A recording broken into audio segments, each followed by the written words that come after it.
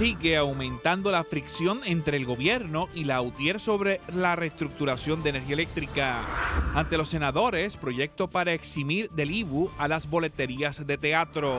Denuncian otro golpe para los centros de educación especial. Organizaciones de inmigrantes piden a Obama apele fallo contra su plan migratorio. Papa Francisco señala que Cristo cura porque nos ama. Esto y más en esta edición estelar de Noticias 13.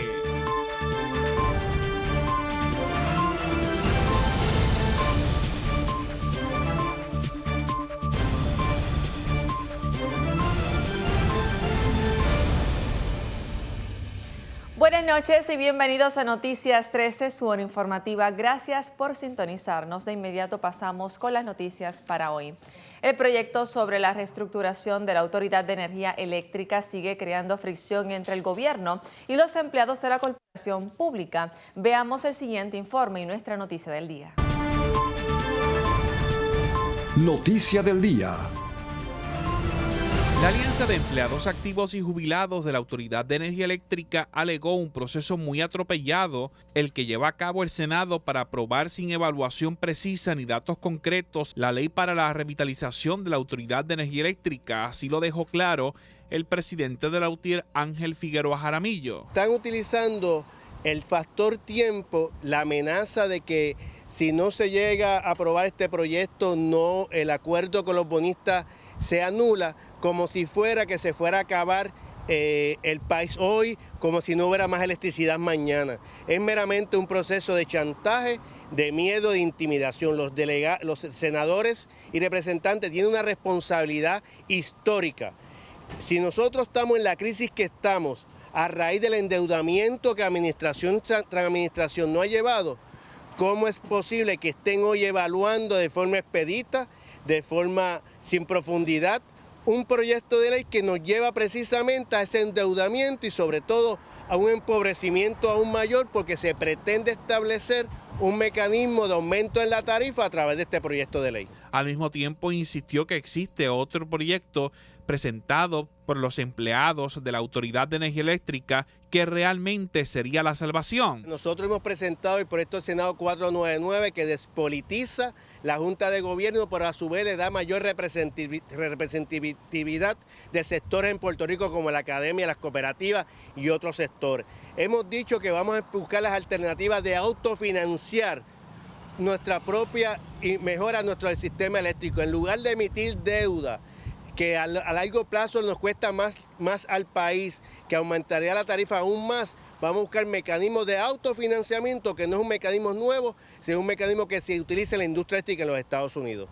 Mientras el presidente de la Junta de la Autoridad de Energía Eléctrica y el vicepresidente del Banco Gubernamental de Fomento endosaron la medida que fue enviada por el Ejecutivo. Hemos considerado y aprobado varios acuerdos entre la autoridad y sus acreedores, y hemos promovido cambios administrativos y operacionales importantes en la agencia.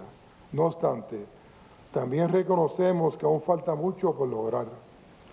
Para alcanzar las metas restantes del proceso de reestructuración, reconocemos lo indispensable de aprobar el proyecto del Senado 1523 para viabilizar los acuerdos con los acreedores de la autoridad.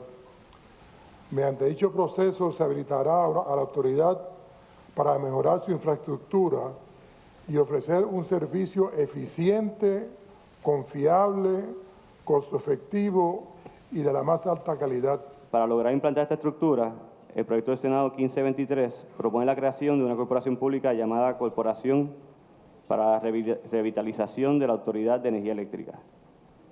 La Ley de Revitalización y el RSA imponen límites en la deuda que puede ser emitida por esta corporación y en efecto solo permite emisiones para refinanciar deudas vigentes al día de hoy y para financiar el proyecto de Aguirre Gasport. Esta corporación estará impedida de acogerse a un proceso de quiebra en caso de que Puerto Rico o sus instrumentalidades logren conseguir tal protección en algún momento.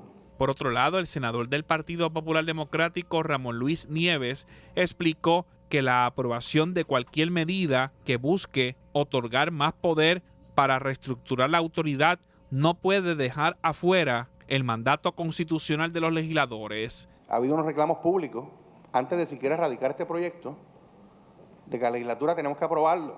Hay que aprobarlo, si no se acaba el mundo. Y eso está muy bien. Y nosotros queremos colaborar como legislatura para que concluya esta reestructuración histórica. Pero yo quiero defender también el poder constitucional de esta Asamblea Legislativa. Y tercero, criaturas legislativas que podemos eliminar de un plumazo, tanto la autoridad como el GDB, no pueden obligar a que nosotros ejerzamos una facultad constitucional como es aprobar una ley.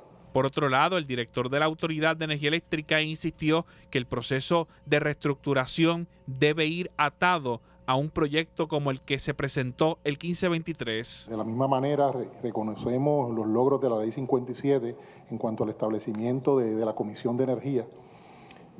Nosotros lo que hemos hecho en este caso particular, hemos entrado en un proceso de negociación, hemos llegado a unos acuerdos. No es nuestra intención obligar a esta Asamblea Legislativa a que tomen unas determinaciones porque conocemos de su independencia, de su profesionalismo, pero es nuestro deber como funcionarios que hemos estado en este proceso presentarle ante ustedes y ante el país los acuerdos a los que hemos llegado y presentarlos para su consideración y evaluación y posterior decisión. Mientras que esta nueva junta, según Lisa Donoghue, oficial de reestructuración, no le estaría costando mucho dinero al Estado debido a que estamos hablando de entre 20 a 50 mil por cada miembro del nuevo ente. If it's a public corporation, meaning it's a listed corporation, there's a component both on the cash side and the stock side. All in can range anywhere, again, in my experience, depending on the size of the business and the complexity and the number of times they meet, anywhere from, $20,000 a year up to 50, 60 potentially. Desde el Capitolio, Irán Delgado Vélez, José Ángel Cordero, Noticias 13. Política. En agenda de los senadores está un proyecto que busca eliminar el IVU en la boletería de los teatros para impulsar las obras y espectáculos que desarrollan nuestros actores y actrices. Un grupo de legisladores del Partido Popular Democrático radicaron una medida para incentivar la cultura como elemento de desarrollo económico, eximiendo a los boletos de teatro del impuesto de venta y uso, un tema que ha estado en la palestra pública desde la creación del IVU en la administración de Aníbal Acevedo Vilá. Nosotros, el compañero senador Tony Fages y esta servidora, ¿verdad?, decidimos, ante un reclamo justo y necesario, como dije antes, el poder presentar una medida de esta naturaleza, porque indudablemente, aparte de que es muy justo el que se hubiera exonerado o que no se hubiera incluido estas producciones, lo que se recoge es prácticamente, ¿verdad?, producto de esto, es una cifra que no puede compararse o no puede contrastarse respecto a la importancia que tiene que nosotros como jurisdicción propiciemos más el desarrollo y la producción de teatro local, ¿verdad?, de teatro nuestro. Los senadores argumentaron que sí tomaron en consideración la realidad de los ingresos que dejaría de recibir el gobierno, ya que fue sometida la medida a un análisis sobre el particular, pero que más beneficiaría al pueblo una medida como esta que la aplicación del IVU en la taquilla. Sacamos a base de lo que es Bellas Artes y tiramos un promedio y más o menos eran $7,000 que deja de ganar el gobierno, en este caso el Departamento de Hacienda. Si eso se compara en una balanza con lo que representa el teatro en Puerto Rico, no solamente como la manera de ingreso de las familias de cada uno de los actores y toda la parafernalia que envuelve una obra teatral, sino por el otro lado, que es mucho más amplio todavía, que es el efecto de entretenimiento que produce para miles de puertorriqueños, que sobrepasa la cantidad de los actores que participan.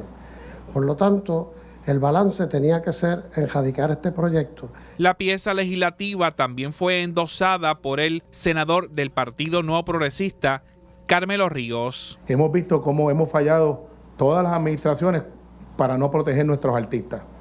Y eso pues es algo que podemos atender poco a poco y como lo estamos haciendo hoy. Yo me uno al esfuerzo tanto de la compañera como de Antonio o de Tony de Tony Faz, como lo conocemos aquí amigablemente, que es nuestro decano en el Senado.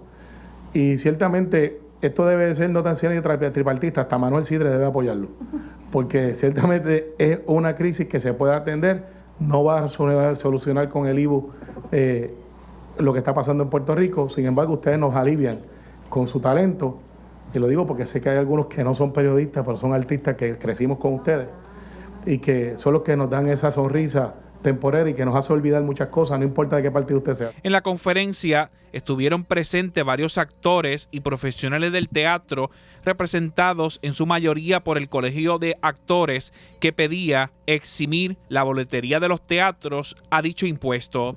Desde el Capitolio, Irán Delgado Vélez, José Ángel Cordero, Noticias 13. La senadora del Partido Independentista puertorriqueño María de Lourdes Santiago denunció el martes el traslado de decenas de empleados de los centros de servicio de educación especial a otras dependencias del gobierno. Santiago aseguró que dicha práctica afectaría los derechos de los niños de educación especial. Para la senadora del Partido Independentista puertorriqueño María de Lourdes Santiago, el traslado de empleados de los centros de servicio de educación especial a otras agencias del gobierno violaría los derechos de los niños con necesidades especiales. Dichas expresiones se produjeron el martes en conferencia de prensa en la que aseguró pondría el sistema de educación especial en una situación difícil. De esta forma aparentan que están cumpliendo con la reforma policíaca, a pesar de que el precio es la negación de servicios a la población más marginada de este país. Esto ha provocado que los centros estén funcionando en una posición aún más precaria de la que ya estaban cuando ya se había denunciado que necesitaban mayor personal para hacer su trabajo. Por otro lado, la senadora aseguró que la mayoría de esos empleados se movilizarán a la Policía de Puerto Rico y otras dependencias. La también candidata a la gobernación por el PIB señaló que además el desmantelamiento del mecanismo conocido como remedio provisional para suplir de forma inmediata los servicios que el departamento no puede proveer también se estaría afectando.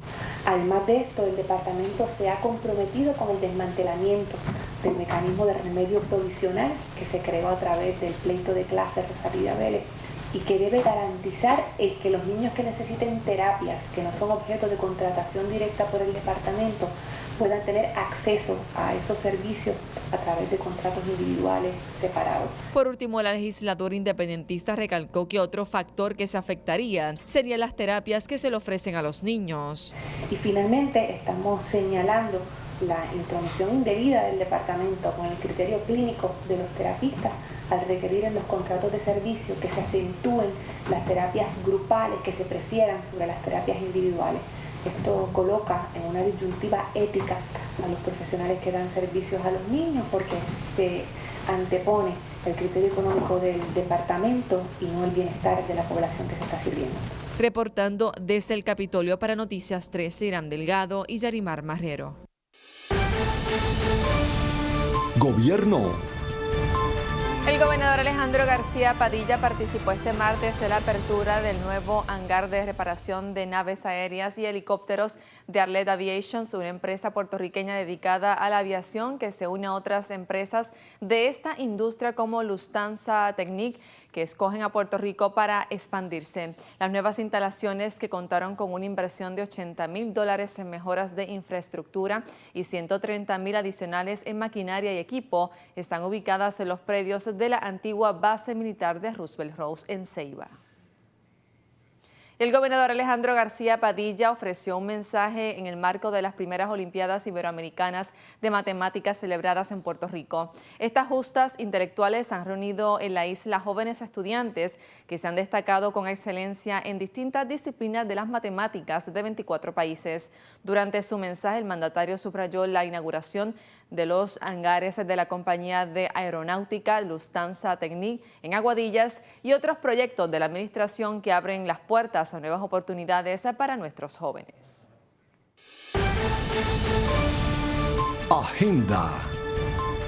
El veterano marino de guerra Joseph Colón, empleado del Hospital de Veteranos de Puerto Rico, se unió a los reclamos de la organización Madres contra la Guerra, que volvió a denunciar las deficiencias en el hospital que atiende a todos los veteranos de Puerto Rico.